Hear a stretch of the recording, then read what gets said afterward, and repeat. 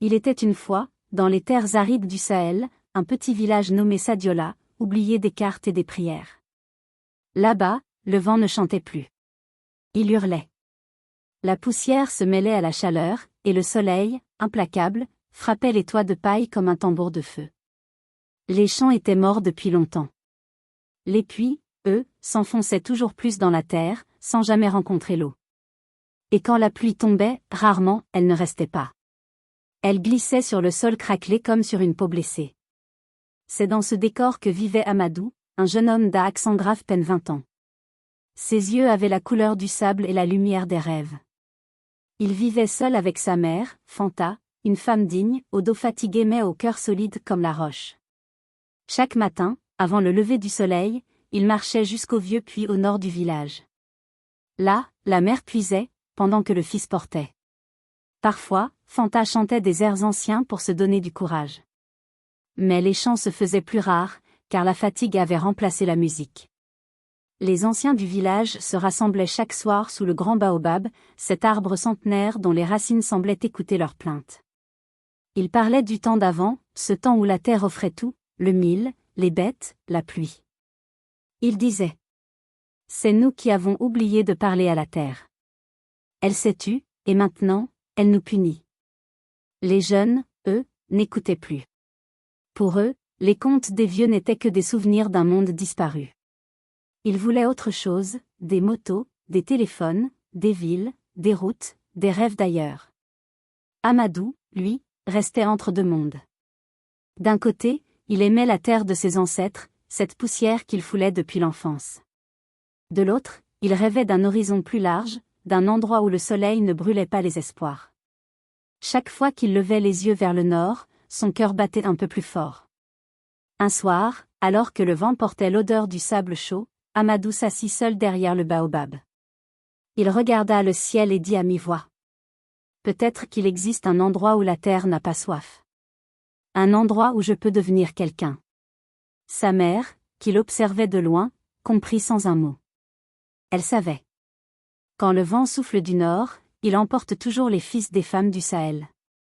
Et pendant que la nuit enveloppait le village, Amadou ferma les yeux. Il entendit les tambours du vent, le murmure du désert, et au fond de lui, une voix chuchota. Ton chemin commence ici. Ce fut cette nuit-là que naquit en lui le désir de partir. Un désir plus fort que la peur, plus puissant que la faim. Le désir de vivre, ailleurs. Quelques semaines après, un bruit courut dans tout le village de Sadiola. Un homme venu de la capitale est arrivé. Son nom était Ibrahima le Grand, un ancien du village parti depuis longtemps. On disait qu'il vivait désormais, là-bas, dans les grandes villes, là où les maisons touchent le ciel et où les routes brillent la nuit. Il revenait, disait-on, pour montrer la réussite. Quand il entra dans le village, les enfants coururent derrière sa voiture poussiéreuse. C'était un 4x4 rutilant, couvert de marques qu'aucun d'eux ne pouvait lire. Ibrahima descendit lentement, vêtu d'une chemise blanche immaculée, des lunettes dorées sur le nez et une montre qui scintillait comme une étoile. Il souriait avec ce calme des hommes qui savent qu'on les regarde. Il s'installa sous le grand baobab, et très vite, tout le monde s'y rassembla. Les anciens lui posaient des questions avec méfiance, mais les jeunes, eux, étaient suspendus à ses lèvres. Il parla de la ville, de ses lumières, de ses rues sans poussière. Il parla de l'Europe, ce continent de promesses où, disait-il, même les chiens dorment sur des matelas. Il raconta comment là-bas, le travail était facile, la vie belle, et l'argent rapide. Là-bas, on te paie juste pour marcher dans les magasins. Tu peux devenir riche sans connaître ton chef. Les jeunes riaient, fascinés. Les yeux d'Amadou brillaient d'envie. Il imaginait déjà ces rues sans fin, ces maisons pleines de lumière, ces villes où personne ne crie de soif. Mais derrière les rires, les anciens restaient silencieux. Le vieux Moussa, assis à l'écart, murmura. Celui qui vante le miel ne dit jamais combien d'abeilles l'ont piqué. Personne ne l'écouta. Le rêve parlait plus fort que la sagesse. Le soir même, Amadou rejoignit le groupe des jeunes. Il parlait d'Ibrahima, de la richesse, du départ.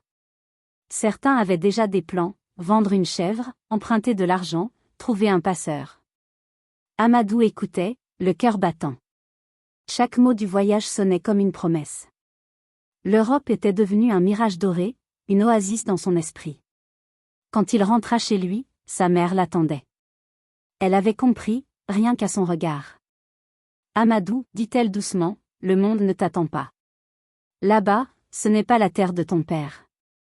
Le soleil n'a pas le même goût quand il ne brille pas sur ta maison. Mais Amadou ne répondit pas. Il pensa aux routes, aux voitures, aux promesses d'Ibrahima. Et cette nuit-là, le vent souffla du nord. Ce vent que les mers craignent, car il emporte toujours les fils. Sous les étoiles, Amadou se fit une promesse à lui-même. Je partirai. Je reviendrai riche. Et plus jamais ma mère ne puisera au puits. Le rêve était né. Et déjà, il grandissait en lui comme une graine qui ne craint ni la sécheresse, ni la raison. Les jours passèrent, et dans le cœur d'Amadou, le rêve prit racine comme une plante têtue.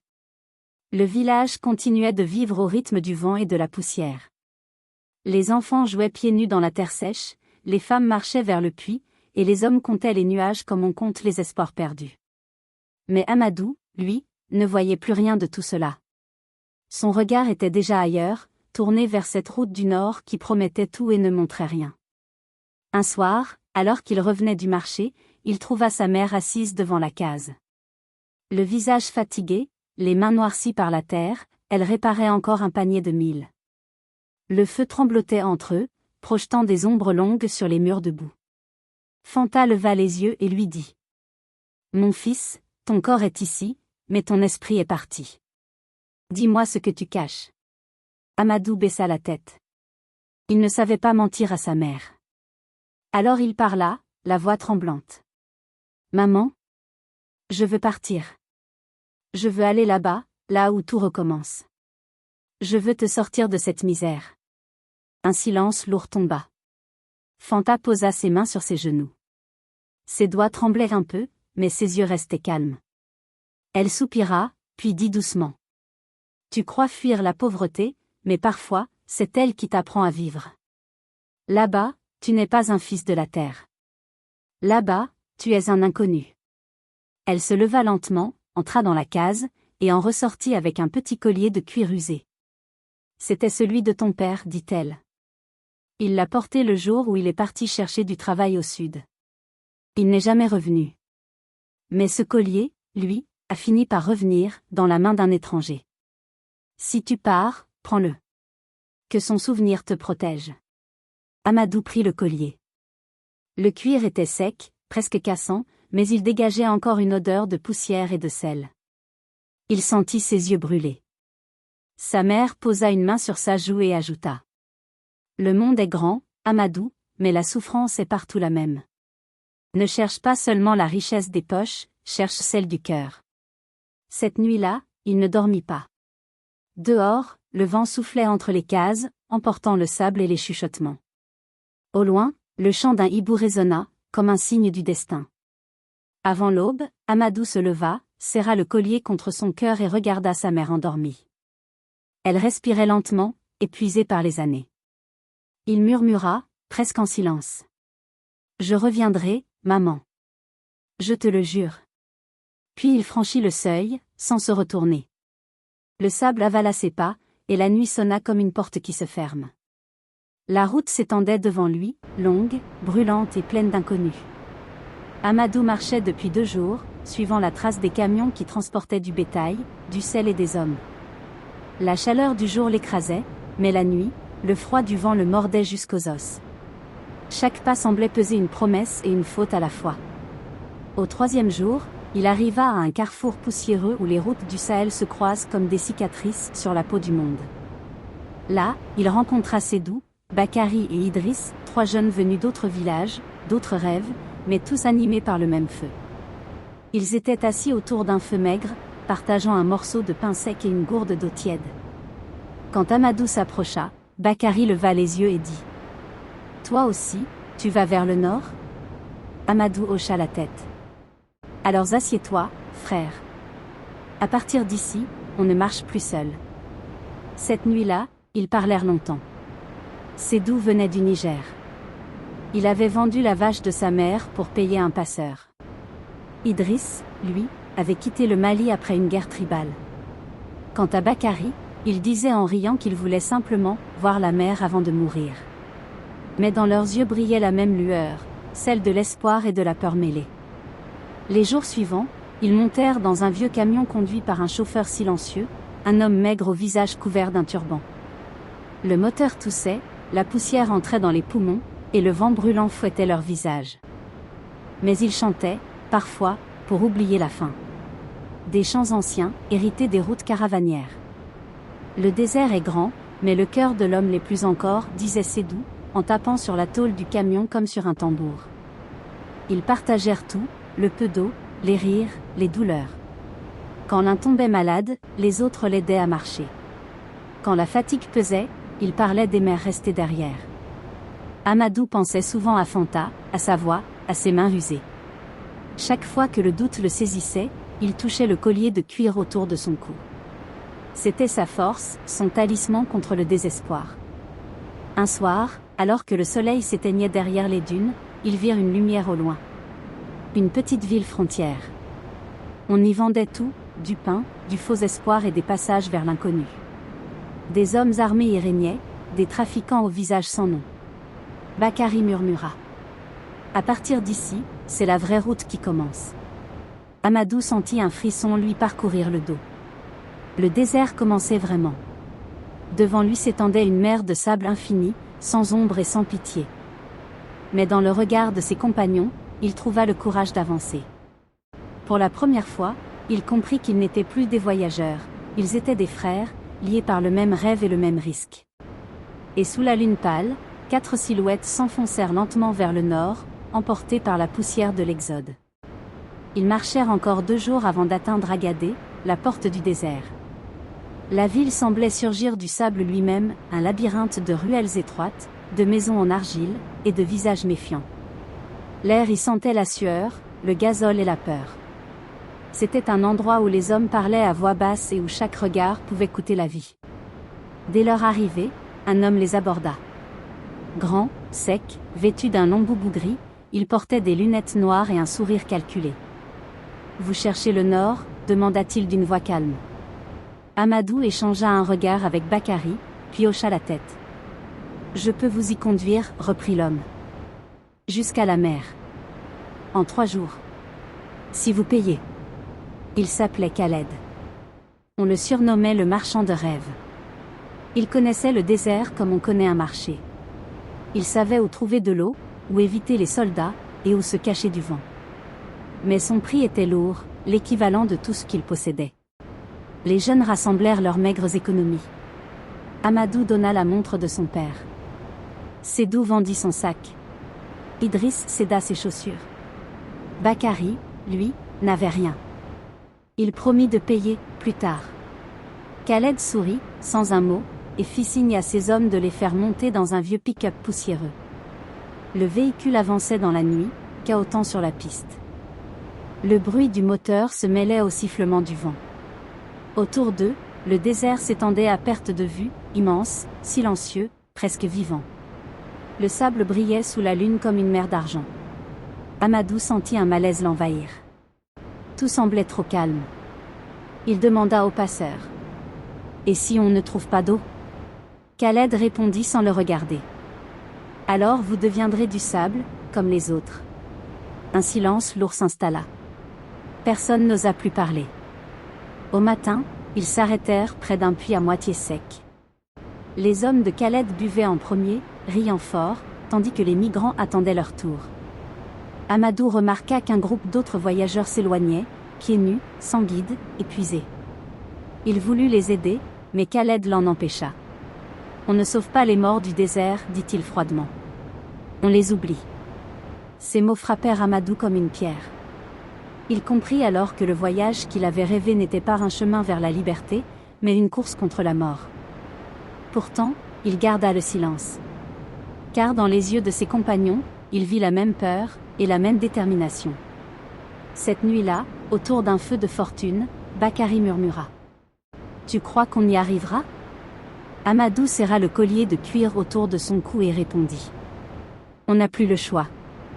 On doit avancer, même si le désert nous avale. » et pendant qu'il s'endormait à même le sable, le vent du nord se leva doucement. Un vent qui ne connaît ni pitié, ni retour. Le lendemain, à l'aube, Khaled fit démarrer les moteurs. 2 pick-up chargés à ras-bord de jeunes hommes, de femmes et d'enfants s'enfoncèrent dans l'immensité du désert. Le vent soufflait comme un serpent invisible. Le soleil, encore bas, promettait déjà la souffrance. Le désert n'avait pas de route. Seulement des traces de pneus effacées par le vent, des ombres d'arbustes morts, et parfois un squelette d'animal blanchi par le sel.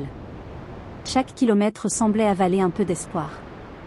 Les moteurs rugissaient, les gorges se desséchaient, et les lèvres craquelaient sous la chaleur. Le jour, le soleil était un bourreau. La lumière était si forte qu'elle effaçait les visages, les couleurs, même les pensées. On ne parlait plus. On survivait. Certains fixaient l'horizon, d'autres fermaient les yeux pour ne pas voir les mirages. Des villes de verre, des rivières imaginaires, des arbres d'eau flottaient au loin, dans une danse trompeuse. « Ne regarde pas, Amadou, disait Sédou. Le désert aime se moquer des hommes. » La nuit, c'était un autre enfer. Le froid tombait d'un coup, mordant la peau. Les étoiles semblaient trop proches, trop nombreuses, comme si le ciel voulait les engloutir. On dormait à même le sable, les bras croisés sur la poitrine pour protéger le peu de chaleur du cœur. Les cris des chacals résonnaient parfois, lointains, comme des pleurs d'âmes perdues. Au 3e jour, l'eau manqua. Les bidons étaient presque vides, et Khaled refusait de s'arrêter. « Buvez doucement, dit-il. Le désert ne pardonne pas la soif. Mais la soif ne connaît pas la patience. » Les langues gonflèrent, les voix se brisèrent, les pas devinrent lourds. Amadou marchait désormais à côté du camion, les yeux brûlés, le souffle court. Il pensait à sa mère.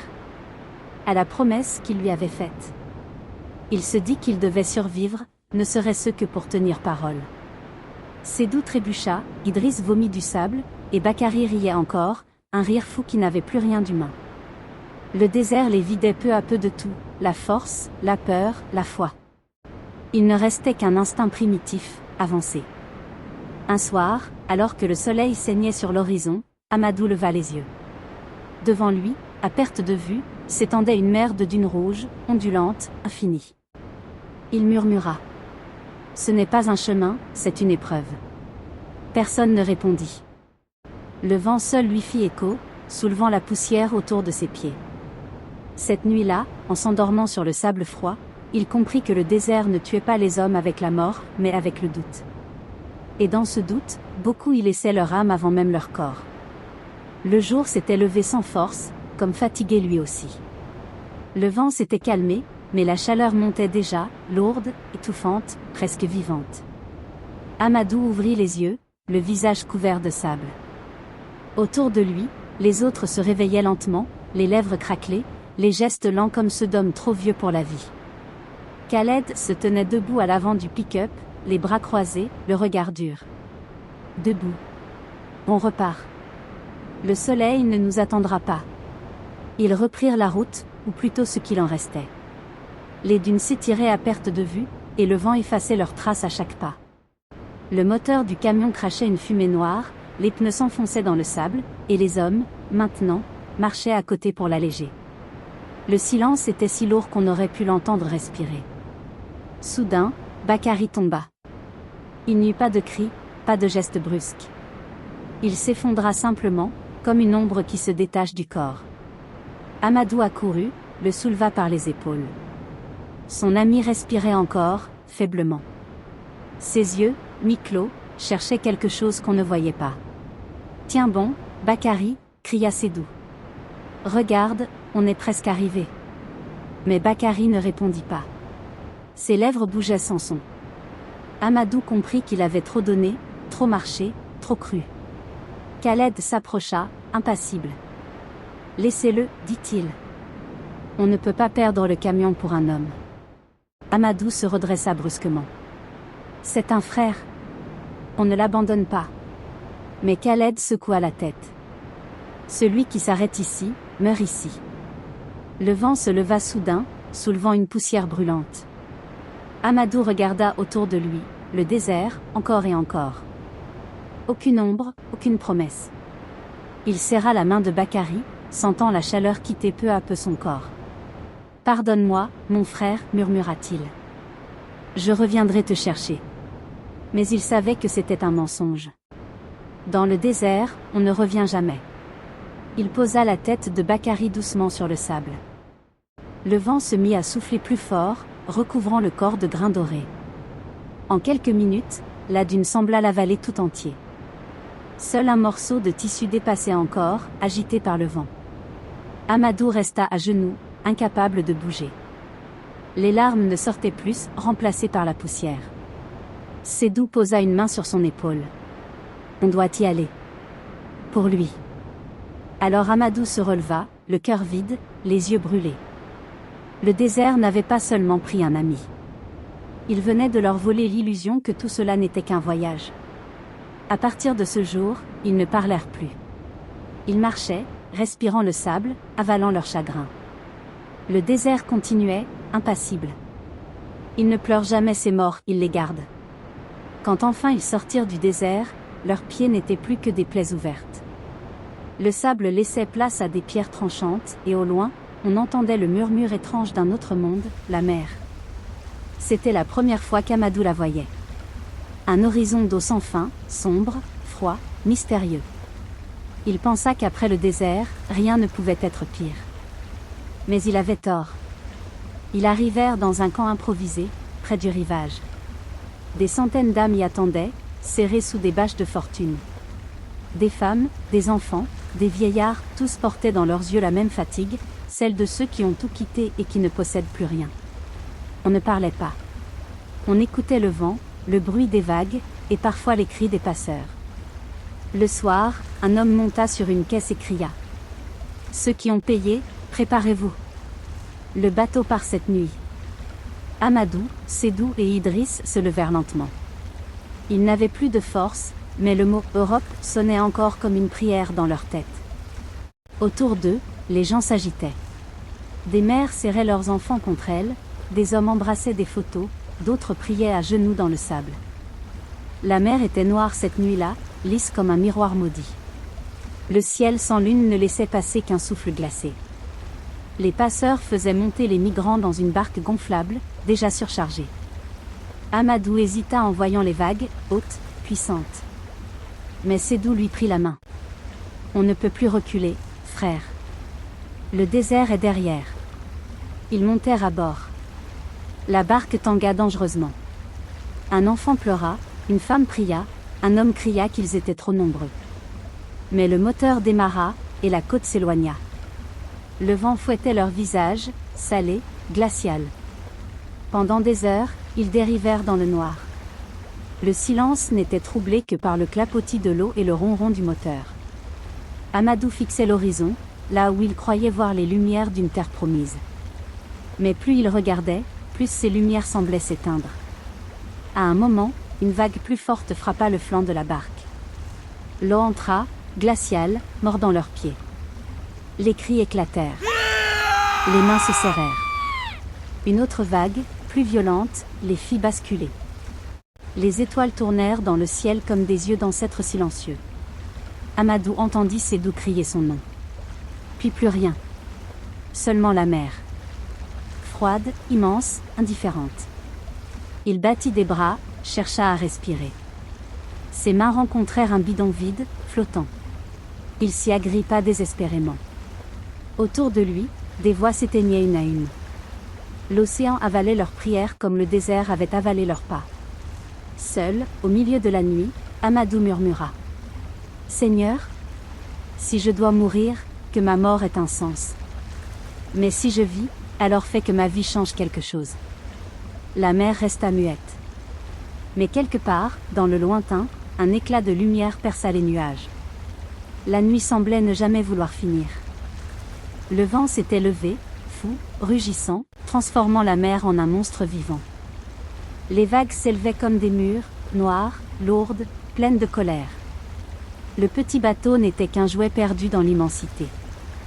Les cris se mêlaient aux prières, les prières à la peur, et la peur à la résignation. Amadou tenait toujours son bidon vide, agrippé de toutes ses forces. Autour de lui, Il ne voyait plus que des silhouettes emportées par les flots. Le visage de Sédou apparut une dernière fois entre deux vagues, les yeux grands ouverts, cherchant le ciel. « Tiens bon !» cria Amadou.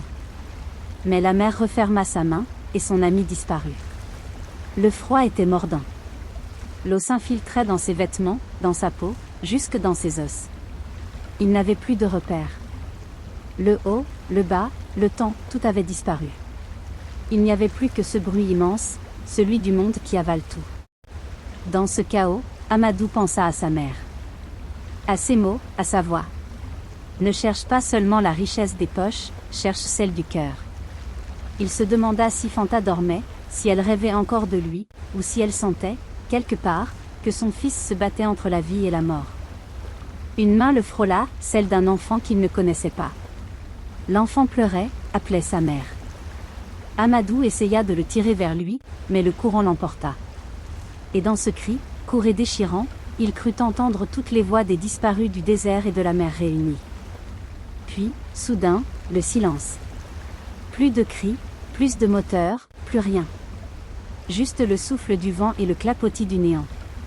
La barque s'était renversée. L'horizon était vide. Amadou leva les yeux vers le ciel. Les étoiles tremblaient comme des bougies au bord de l'extinction. Il murmura. « Est-ce ça, Seigneur ? Est-ce ainsi qu'on traverse la vie ?» Son corps dérivait, porté par la mer. Il ferma les yeux, fatigué, résigné. Le froid devenait doux, presque apaisant. Puis, soudain, un bruit sourd, un choc. Son corps heurta quelque chose, une planche, peut-être un morceau de la barque. Il s'y agrippa, par instinct. Le jour finit par se lever lentement. Un ciel pâle, un vent plus calme. Et là, au loin, une ombre. Une ligne de sable. La terre. Il sentit son cœur battre à nouveau. Un souffle, un espoir, une prière. « Je suis vivant », murmura-t-il. Mais à quel prix ? Autour de lui, la mer gardait le silence. Elle était redevenue calme, presque belle. Mais sous ses flots dormaient maintenant les rêves, les visages, les promesses. La mer avait pris ce qu'elle voulait. Et comme le désert, elle ne rend jamais ce qu'elle avale. Le soleil se levait lentement, rouge comme un feu timide. Ses rayons caressaient la surface de l'eau, révélant des débris flottants, des planches, des bidons, des chaussures, et des rêves noyés. Parmi eux, un corps dérivait, inerte. C'était Amadou. Le vent soufflait doucement, comme pour le pousser vers la terre. Une vague plus forte le souleva et le déposa, enfin, sur une plage. Il toussa, crachant de l'eau salée et du sable. Ses yeux s'ouvrirent avec peine. Le ciel lui parut immense, trop bleu, presque irréel. Il voulut bouger, mais chaque muscle criait de douleur. Son souffle était court, son cœur battait faiblement. Autour de lui, le silence. Pas un cri, pas un signe de vie. Seulement le bruit régulier des vagues, comme une prière sans mots. Il resta longtemps étendu, les bras ouverts, le visage collé au sable humide. Puis, lentement, il se redressa. Le monde tournait autour de lui, flou, incertain. Il regarda la mer derrière lui, cette mer qui venait de lui voler tout ce qu'il aimait, tout ce qu'il croyait être. Une larme coula, se mêlant au sel sur sa peau. Au loin, il distingua une silhouette. Des pêcheurs, pieds nus, s'approchaient prudemment. L'un d'eux s'agenouilla près de lui et posa la main sur son épaule. « Il est vivant », dit-il doucement. « Que Dieu soit loué !» On le transporta dans une cabane faite de planches et de filets. Là, une vieille femme lui donna de l'eau. Il but à petites gorgées, sentant la vie revenir par fragments. Puis il s'endormit, le corps brûlé, le cœur vide. Quand il se réveilla, le soleil filtrait à travers les nattes du toit. Un enfant riait dehors. L'odeur du poisson et du sel emplissait l'air. Un vieil homme entra, tenant une canne. « Tu viens de loin, fils, dit-il. Tu as regardé la mort dans les yeux et elle t'a épargné. Mais ce n'est pas pour rien. » Amadou le fixa, incapable de parler. Le vieil homme ajouta. « Ceux que la mer recrache ne reviennent jamais les mêmes. Si tu respires encore, c'est que Dieu attend quelque chose de toi. Ces mots résonnèrent longtemps dans sa tête. Le soir, en sortant de la cabane, il marcha jusqu'à la rive. Le soleil disparaissait derrière les vagues, et le ciel se teintait d'or et de pourpre. Il ferma les yeux. Le vent sur son visage n'avait plus le goût de la peur, mais celui du pardon. « Merci, murmura-t-il, la voix brisée. Merci pour la vie. » À cet instant, il comprit que le voyage n'était pas fini. Le désert lui avait pris la force, la mer lui avait pris ses frères. Mais quelque part, dans les cendres de sa douleur, naissait une lumière, celle de l'homme qui a tout perdu, sauf la foi. L'avion qui ramenait les blessés de la mer se posa dans une grande ville au ciel gris. Amadou ne sut même pas où il atterrissait. Des gens en uniforme parlaient une langue qu'il ne comprenait pas. On lui donna des couvertures, un bol de soupe et un numéro, il n'était plus un nom, mais une fiche. Il passa des jours dans un centre fermé. Des murs blancs, des lits de fer, des visages perdus. Certains pleuraient la nuit, d'autres regardaient le plafond sans un mot. L'air sentait la peur et l'incertitude. Un homme lui traduisit enfin ce qu'on lui disait. « Tu n'as pas de papier. Tu dois attendre. Peut-être qu'on te renverra. » Attendre. C'était tout ce qu'il avait fait depuis qu'il était né. Attendre la pluie, attendre le jour, attendre la chance. Mais ici, attendre, c'était survivre sans vivre. Un matin, on le relâcha. Pas de direction, pas de maison, juste un papier et quelques pièces. Il marcha longtemps dans les rues d'une ville sans soleil. Les immeubles s'élevaient comme des montagnes de béton, les voitures hurlaient, les gens passaient sans le voir. Le vent était froid, étranger, sans odeur de terre. Un compatriote rencontré dans la rue lui trouva un travail. « Tu porteras des briques. Tu n'as pas de papier, mais le patron ferme les yeux. » Amadou accepta sans poser de questions. Chaque matin, avant le lever du jour, il rejoignait le chantier. Ses mains saignaient, son dos pliait, mais il ne se plaignait pas. Il voulait seulement envoyer un peu d'argent à sa mère, pour qu'elle sache qu'il vivait encore.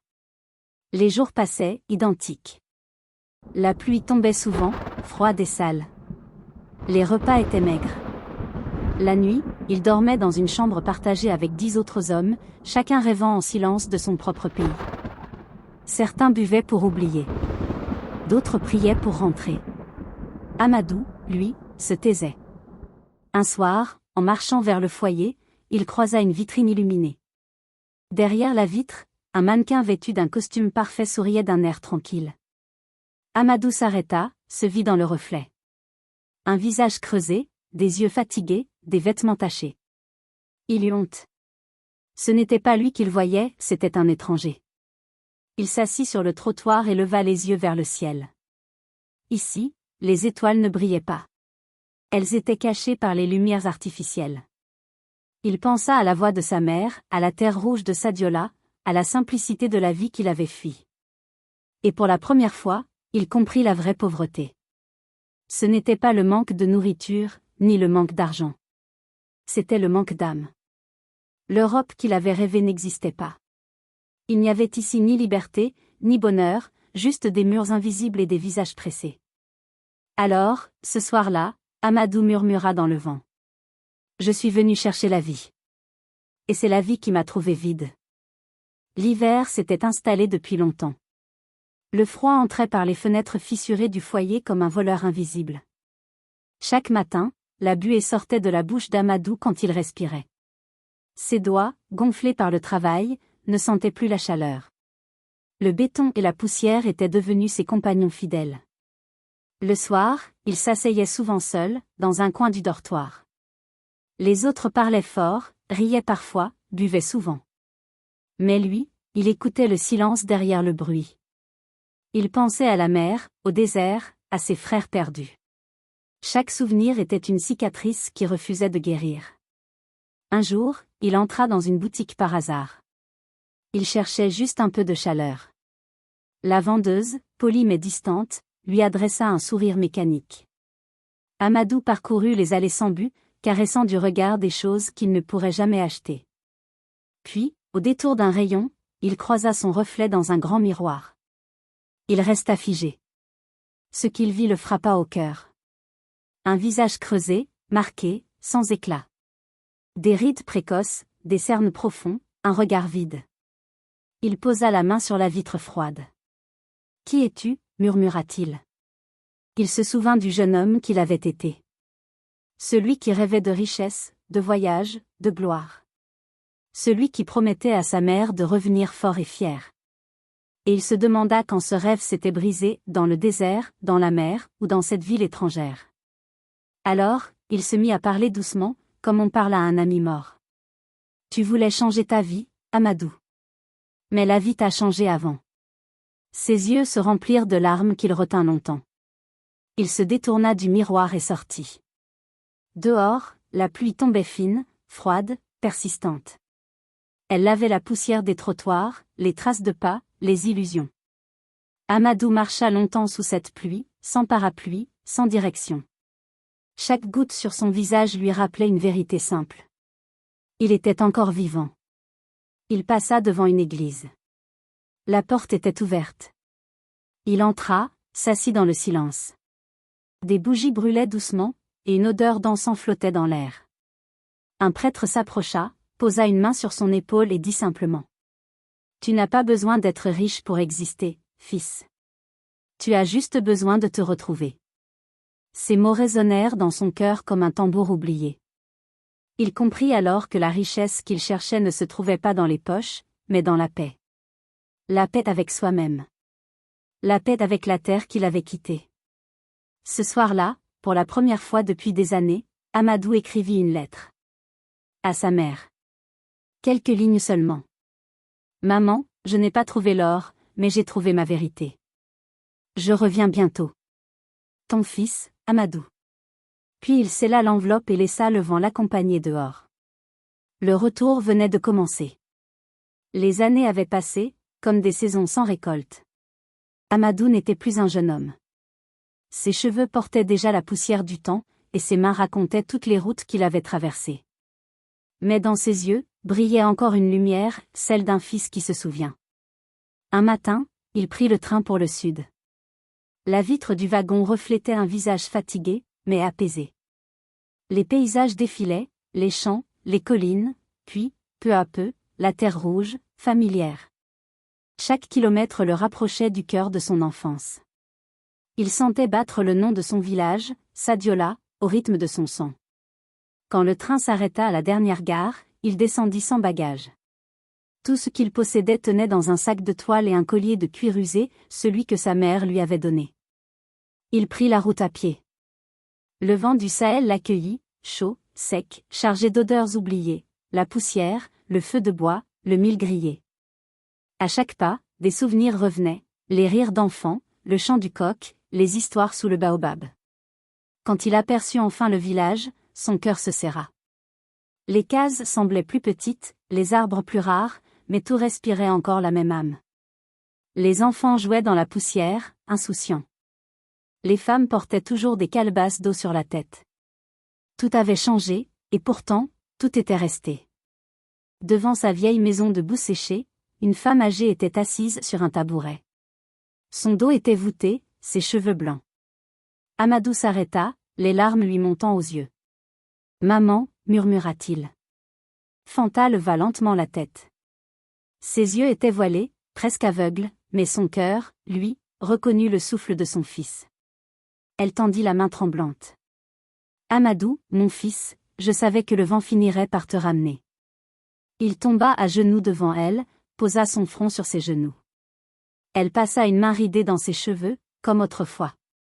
Le silence qui suivit était plus fort que tous les mots. Les villageois s'étaient approchés. Certains souriaient, d'autres murmuraient entre eux. « C'est le fils de Fanta, celui qui était parti vers le nord. » Amadou releva la tête, les yeux humides. « Je suis parti pour chercher la vie, et j'ai trouvé la vérité. Le monde n'est pas plus riche ailleurs. Il est seulement plus pressé. » Sa mère serra sa main, et dit doucement. « La terre n'en veut pas à ceux qui partent, Amadou. Mais elle pleure toujours jusqu'à leur retour. » Ce soir-là, le village fit la fête. Les tambours résonnèrent, les enfants dansèrent, et même les anciens sourirent. Amadou regardait la flamme du feu se refléter dans les yeux de sa mère. Et dans cette lumière, il sut qu'il venait de revenir, non seulement au village, mais à lui-même. Les jours passèrent lentement à Sadiola, comme pour laisser le temps réparer les blessures. Amadou retrouvait les gestes simples, ramasser du bois, moudre le mil, saluer les anciens. Mais son regard n'était plus celui d'un rêveur. Il observait la terre avec respect, comme on regarde un vieil ami qu'on avait oublié. Chaque matin, il se levait avant le soleil. Il marchait jusqu'au vieux puits au nord du village, celui où sa mère puisait autrefois. Là, il s'agenouillait, posait la main sur la margelle et murmurait. « Pardonne-nous, terre. Nous t'avons délaissé. Nous avons cherché ailleurs ce que tu gardais ici. » Les autres le regardaient avec curiosité. Certains se moquaient doucement. Le voilà revenu, celui qui voulait toucher le ciel et qui parle maintenant à la poussière. Mais d'autres l'écoutaient. Des jeunes, surtout, fatigués d'espérer dans le vide. Un jour, Amadou rassembla quelques-uns d'entre eux sous le grand baobab. Le vent soufflait, soulevant un nuage de sable doré. Il dit. Nous avons passé notre vie à fuir cette terre, à la traiter comme un fardeau. Mais regardez-la. Elle attend encore. Elle n'est pas morte, elle dort. C'est à nous de la réveiller. Alors, ils décidèrent d'agir. Avec les moyens du bord, des hauts rouillés, des seaux percés, et beaucoup de courage. Ils commencèrent à creuser un nouveau puits, plus profond, plus solide. Les anciens les regardaient en silence, partagés entre doute et fierté. Les femmes apportaient de l'eau, les enfants ramassaient des pierres. C'était tout le village qui se remettait à respirer. Des semaines passèrent. Le soleil brûlait, les bras saignaient, mais personne ne renonçait. Chaque jour, la poussière recouvrait leurs visages, mais dans leurs yeux, brillait une lumière nouvelle, celle de la dignité retrouvée. Et un matin, alors que l'aube se levait, le bruit sourd d'un seau heurta quelque chose. De l'eau. Claire, fraîche, vivante. Un cri jaillit, puis un autre, puis tout le village accourut. Les femmes dansèrent, les enfants sautèrent, et les hommes se mirent à chanter. Les larmes se mêlaient à la poussière. Amadou, les mains tremblantes, plongea sa calebasse dans le puits et la tendit à sa mère. « Regarde, maman. La terre n'était pas morte. Elle attendait seulement qu'on croie encore en elle. » Fanta but une gorgée, les yeux fermés, puis dit avec un sourire. « L'eau de la patience a toujours meilleur goût que celle de la fuite. » Dès ce jour, le puits devint un symbole. On l'appela la source du retour. Et autour de lui, le village changea, les champs furent retravaillés, les arbres replantés, les champs revinrent. La poussière du désespoir devint la poussière de la renaissance. Le soir, sous le baobab, Amadou raconta son histoire. Les jeunes l'écoutaient comme on écoute un griot. Il ne parlait pas d'Europe, ni d'argent. Il parlait de la terre, de la foi, et du courage. Et chaque mot tombait comme une graine dans les cœurs. Le soleil déclinait lentement derrière les collines rouges. Un vent doux traversait le village, soulevant cette poussière dorée qui, autrefois, avait symbolisé la faim, la fuite, la misère. Aujourd'hui, elle dansait autour des cases comme un parfum de vie retrouvée. Amadou était assis au pied du grand baobab. Son fils, Mori, jouait près de lui, traçant des cercles dans la terre avec un bâton. Sa mère, Fanta, somnolait non loin, bercée par la chaleur du soir. Tout semblait paisible. Le monde, pour la première fois depuis longtemps, ne lui demandait plus de courir. Les jeunes du village se rassemblèrent autour de lui. Ils avaient entendu parler de son voyage, de ses épreuves, de la mer, du désert. Certains, encore fascinés par les récits d'ailleurs, lui demandèrent. « Amadou, dis-nous, c'est comment, là-bas? Est-ce vrai que les routes brillent la nuit? Que les gens n'ont jamais faim? » Il sourit doucement. Son regard se perdit dans l'horizon. « Là-bas, tout brille, c'est vrai. Mais ce n'est pas de la lumière, c'est du verre. Ça coupe plus qu'on ne croit. » Les jeunes se turent. Amadou reprit, d'une voix calme. « L'exil, mes frères, ce n'est pas seulement quitter sa maison. C'est quitter une part de soi. On croit fuir la pauvreté, mais souvent, on court vers une autre, celle du cœur. Le monde ne donne rien sans prix. Et le plus grand prix, c'est l'oubli de soi. » Le vent se leva, soulevant un léger nuage de poussière. Les feuilles du baobab frémirent. Amadou continua. J'ai marché sur la terre, j'ai bu le sel de la mer, j'ai dormi avec le vent. J'ai vu des hommes mourir de soif dans l'eau, et d'autres se noyer dans leurs rêves.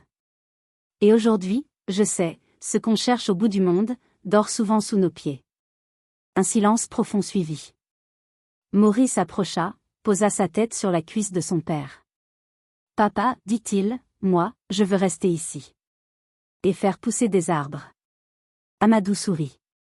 Alors tu as déjà compris, mon fils. C'est la terre qui nous fait hommes, pas les routes. Le soleil disparut derrière l'horizon, laissant le ciel s'embraser d'orange et d'or. Les tambours du village résonnaient au loin. Des rires s'élevaient, des femmes chantaient. La vie reprenait, simple et belle. Amadou leva une poignée de terre et la laissa s'échapper entre ses doigts. La poussière s'envola doucement, portée par le vent. Tu vois, Maury, cette poussière, c'est la mémoire du voyage. Elle ne disparaît jamais. Elle nous rappelle d'où l'on vient, et ce qu'on a appris. Il regarda le ciel, puis ferma les yeux. Le vent du soir passa sur son visage, léger comme une bénédiction. Et dans le murmure de la terre, on crut entendre une prière ancienne. Heureux celui qui revient. Car c'est dans le retour que commence le vrai voyage. On fuit souvent la pauvreté du lieu, mais rarement celle du cœur. Le bonheur ne se trouve pas en partant, il renaît quand on recommence à aimer la terre qui nous a vu naître.